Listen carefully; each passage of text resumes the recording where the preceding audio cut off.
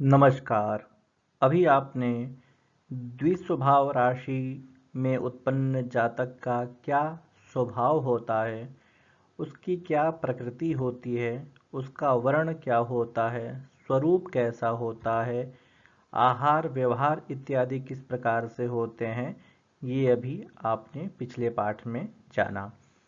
वर्तमान 72 वाले पाठ में आप मूल रूप से दृष्टि फल के विषय में पढ़ेंगे।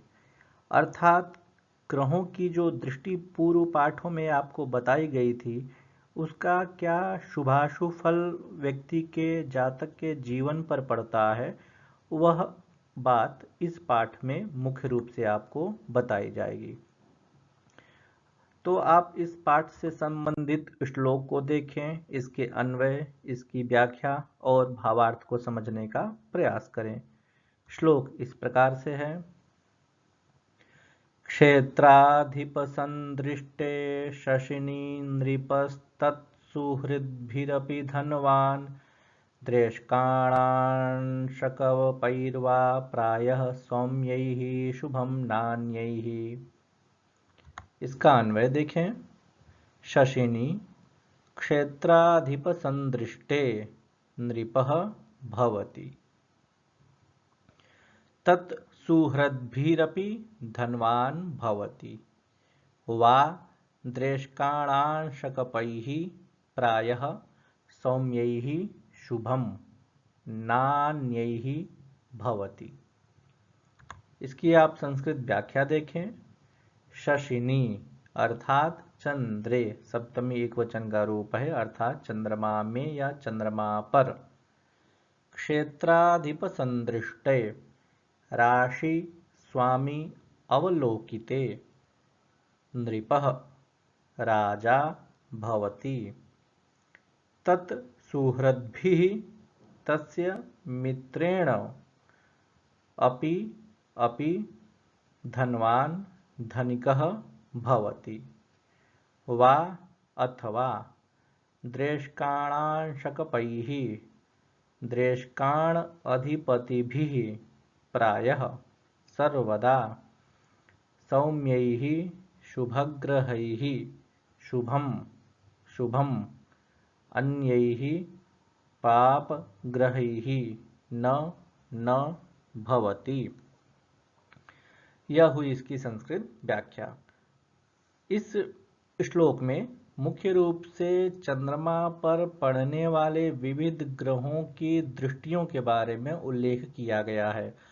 जन्म कुंडली में चंद्रमा का अपना एक विशेष महत्व होता है। यदि जन्म कुंडली में केवल और केवल चंद्रमा की स्थिति ही यदि सुदृढ़ है, मजबूत है, तो जातक का संपूर्ण जीवन अच्छे प्रकार से व्यतीत हो पाता है। यदि चंद्रमा दुर्बल है तो अनेक भौतिक संसाधन होते हुए भी जातक उन सभी का उपभोग नहीं कर पाता है और मानसिक रूप से वह अस्वस्थ रहता है।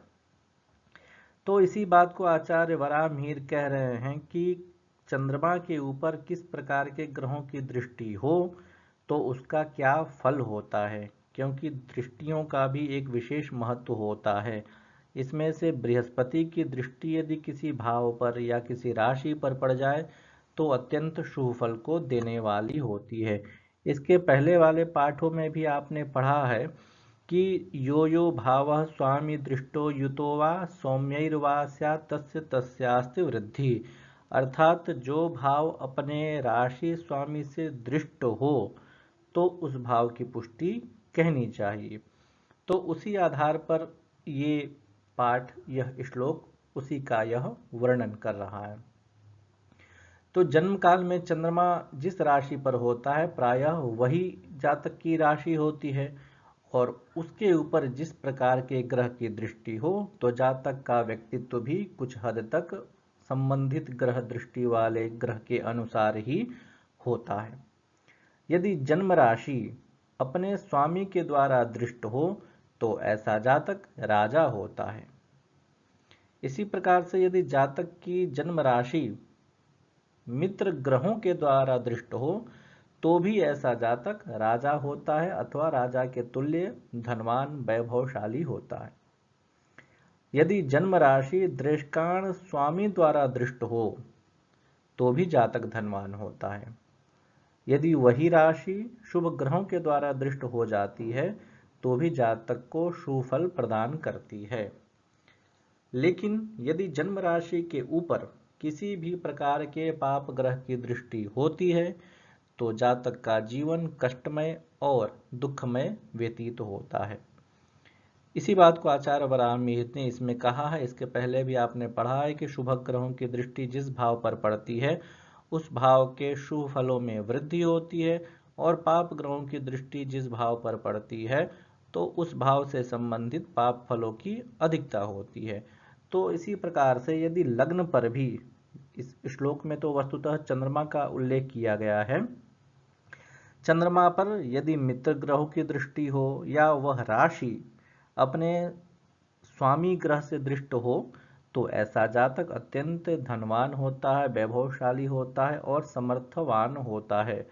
और लग्न में जो दृष्टान है उसका स्वामी भी यदि दृष्टि डाल रहा हो लग्न के ऊपर या राशि के ऊपर तो भी ऐसे जातक का जीवन राजयोग के तुल्य होता, अर्थात वह निर्धनता में अपने जीवन को व्यतीत नहीं करता है, वह सौभाग्यशाली होता है। क्योंकि चंद्रमा के ऊपर किसी मित्र ग्रह की दृष्टि हो जाए तो उस ग्रह की दृष्टि के तुल्य ही, उस ग्रह के वातावरण के स्वरूप ही, उस ग्रह के प्रकृति के अनुसार ही जातक का जीवन अत्यंत सुखमय व्यतीत होता है। तो इसीलिए ग्रहों के सभी प्रकार की दृष्टियों का अपना एक अलग अलग महत्व होता है। कोई ग्रह यदि शुभ है और वह दृष्टि डाल रहा है तो उसका फल अपने आप में वृद्धि कारक हो जाएगा, और यदि कोई पाप ग्रह है वह दृष्टि डाल रहा है तो उसका फल ह्रास कारक माना जाता है।